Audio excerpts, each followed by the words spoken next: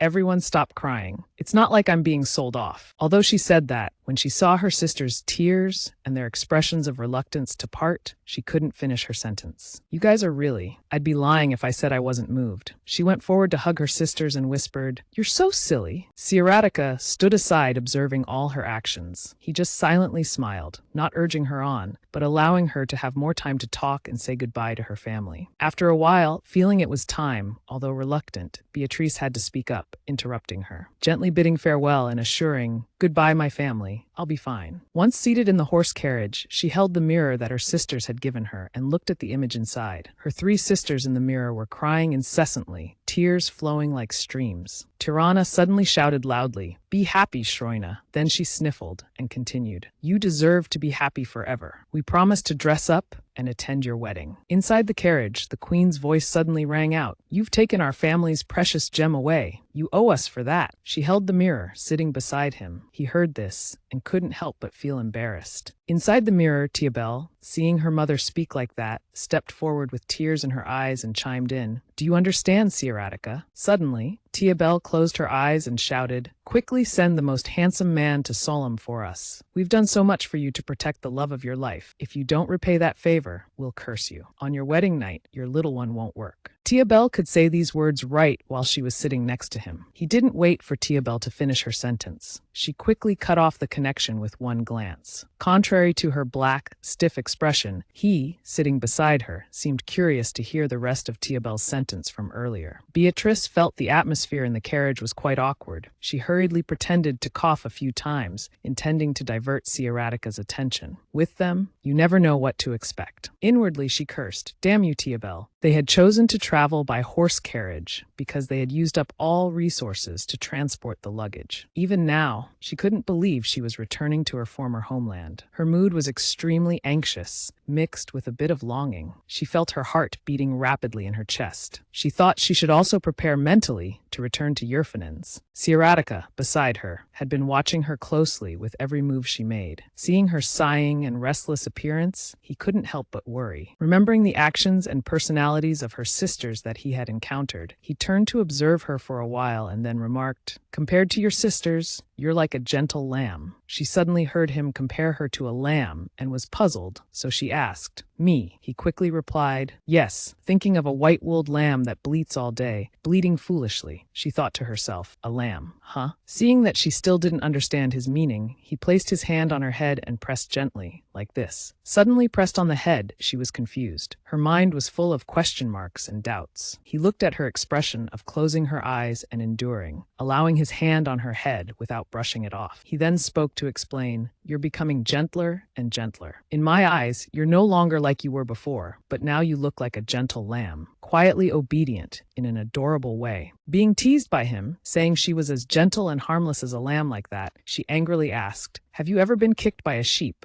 Then she pretended to be fierce, want to try for the first time. Hearing her pretend fierce voice, he laughed. He knew well because her face was now flushing red with embarrassment. Nevertheless, he indulged her. He smiled, pretending to be scared. You're scaring me. Looking at this face I'm touching, he thought to himself. Actually, after seeing the Solemn family sad and tearful when Shroina left, he had feared that Beatrice might change her mind and want to stay. He used both hands to squeeze her face gently, silently thanking heaven that it hadn't happened. She didn't understand why he suddenly stopped mid-sentence, then said nothing more, but squeezed her face. She struggled to say, "What are you doing?" Seeing her attitude and restless actions from earlier, he worried his thoughts might become reality. He then spoke up to ask her, "Is it leaving your family that makes you sad?" Although her cheeks were squeezed, she didn't brush his hands away. She looked puzzled and asked, "What do you mean?" Not knowing the reason why he suddenly asked her that, she thought seriously for a moment, remembering the words she had said. She replied, without looking directly into his eyes, smiling as she explained, "I told them that whenever I miss them, I'll come back to visit." And, recalling the moment on the night when the queen came to find her and give instructions, she remembered the words, "We'll be here whenever you want to come back." She then told him, "The queen said I'm also a member of the family, so I'm welcome anytime. Feeling so respected and loved, my heart is now very warm," she explained, "so I'm not sad at all when being loved like that." But thinking about how she had taken over the body of their daughter, her heart sank heavily. She confided in him, "Now I don't have enough courage to tell them, but once I do, I won't stay silent like now anymore. I will tell them." Saying this, she immediately imagined herself standing in front of everyone and telling everything. "But I'm not Shroina. When I say that, what will their expressions be like? Perhaps they'll be full of surprise and unable to accept the truth." She smiled at him and said, "That might be the only way to repay the affection they've given me. No matter how they react to that truth, I'm willing to accept it." He thought for a moment, then said seriously, "Even when that time comes, they'll still accept you as family." She thought this was just him comforting her, so she smiled and lowered her face, replying, "I hope so too." Seeing her still gloomy, he added, "If you feel scared or want to run away, then run to me." Amidst the clattering of the horse carriage, his deep, warm voice still resonated clearly in her ears. "You already have a place to take shelter, a place where you can rest your head, a place that will support you fully." Hearing these words from him, she couldn't help but giggle. He knew she understood his meaning, but still pretended not to know. He looked at her intently for a while, thinking. Then he reached out his hand and said, "Come here, Beatrice." Suddenly hearing him call her like that, she stopped laughing and looked at him in confusion, as if asking what he wanted to do. Outside the carriage, at that moment, there was suddenly a loud bang, causing the driver to turn his head and look back. Confused, as he couldn't see the situation inside, he stopped the carriage. He tried knocking on the wall to check. "Your Majesty, Princess, is everything all right?" A few minutes later, her soft voice came from inside the carriage. "Ah, it's nothing." Hearing the answer that everything was fine and nothing had happened, the driver immediately replied, "Yes, sir," then whipped the reins to make the horses continue. He had no idea that inside, Beatrice was now, for some reason, pressing her hands down on him. One hand was covering his mouth. Sciaratica, as soon as she removed her hand, exclaimed, "I didn't know you were so strong." She awkwardly hurried to explain, "I just slipped, that's all." The truth was that earlier she had fallen forward to cover his mouth. After returning to their original seats, she spoke up in confusion. "You're being too cheesy. How can a person change so much?" Asked like that, he didn't show any embarrassment and just sat down, saying gently, "It's nothing." Moving closer to her face, he smiled with narrowed eyes and explained, "You're my fiancé. Shouldn't a husband do something romantic for his wife?" She heard this and found it reasonable, then turned her face and hesitantly said, If you say so, then." Before she finished, he suddenly spoke up, his voice full of contemplation, "Thinking about naming my fiancé." After thinking for a while, he chose the most suitable name. "Bia, I like that name." Looking at her bewildered, confused face in an adorable way, he couldn't help but call out again, "Bi." But fearing she might not understand, he said, "That's the pet name I'm giving you now." He moved forward and gently embraced her. Placing her on his lap, he explained, "My Ba, it's also like a nickname for Beatrice." Being held on his lap, she quickly blushed and hurriedly said a few exclamations to ease her embarrassment. "Is that so? You're so mischievous." The arm around her waist suddenly reached up and gently patted her shoulder as if comforting her. As he lightly patted her back, he used a soft voice as if soothing a child, saying, "I had hoped leaving Soloem wouldn't make you too sad. You seem troubled." Unconsciously, she tilted her head to rest on his shoulder, naturally, and said softly, "I don't know. It's just that right now, my heart is completely tangled, like a mess of threads. I don't know how I feel anymore." Realizing his emotions, she sincerely confessed, "But I don't regret being with you, so don't worry." Hearing her say that, he finally relieved the heavy mood. He chuckled softly and praised, "That's exactly what I wanted to hear." Sitting in his arms close to his chest, hearing each heartbeat of his, she silently marveled. "He's so warm." warm. The horse-drawn carriage kept moving steadily. From inside, one could see the rows of green trees gradually passing by.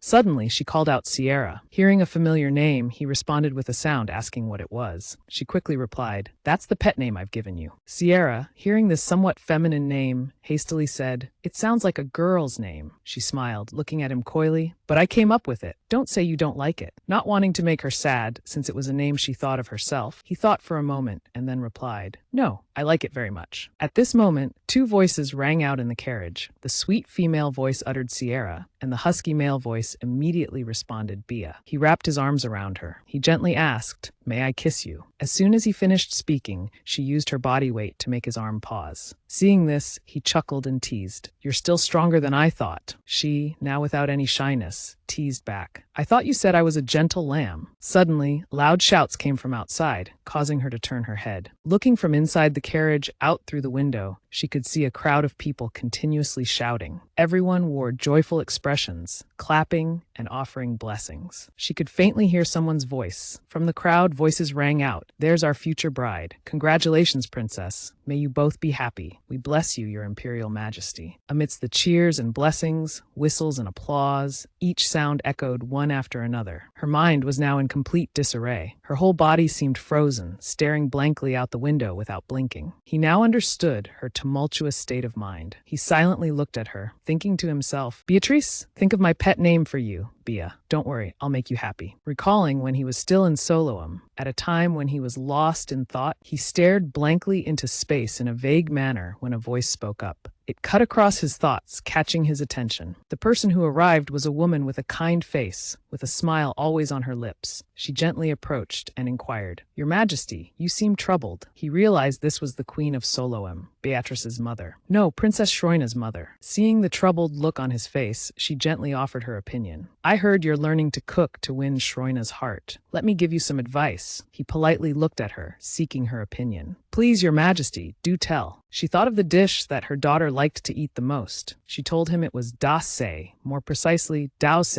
peach smoothie. It's her favorite flavor. I think she really likes that dish. Upon hearing about her favorite food, he quickly nodded, trying to remember this dish, promising himself that someday he would make it for her to eat. However, he was still surprised about the peach smoothie. He didn't know she liked this dish. The queen, as if suddenly remembering something, showed a puzzled expression. "That's strange. Shroina usually doesn't like blended fruits." She pondered. "She doesn't like the texture of liquid dishes." Hearing this, he was confused. Didn't she just say she liked peach smoothies? As if understanding his thoughts, she turned to tell him, but the current Shroina is now obsessed with that drink. At this moment, he began to vaguely understand what she meant. Returning to the present, he looked at her with affectionate eyes. Bia, looking at her smiling face full of happiness, so beautiful that no one could bear to spoil it, he promised himself, "I will make you truly happy."